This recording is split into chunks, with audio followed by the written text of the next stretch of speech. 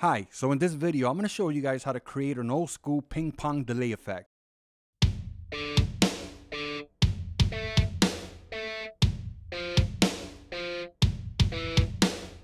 There's a lot of ways we can enhance that.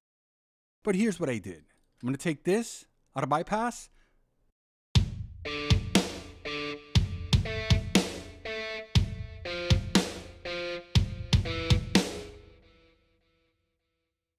Sounds a lot better.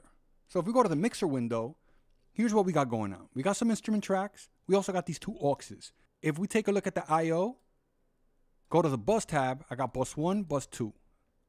So if we look at aux 1, I have a send to bus 2, and aux 2, there's a send to bus 1. And on instrument 2, I have a bus sending to bus 1. Now, of course, if we wanted to, we can open the plugin, we can modify it, we can make it sound a lot tighter, a lot clearer. There's so much we can do. But in this video, I just wanted to show you guys how you can set that up. So if we take a look at this bus, I'm gonna bring it down.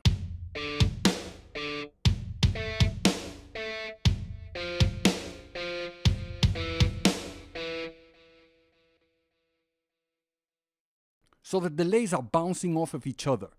That's pretty nice. So if this is the first time watching one of my videos, subscribe to the channel, press the bell for future notifications. If you want to talk about what you just saw in this video, post in the bottom. Let's talk about it. Also, don't forget to check the description for useful information. This is Ray, and I'm out of here. Later, guys.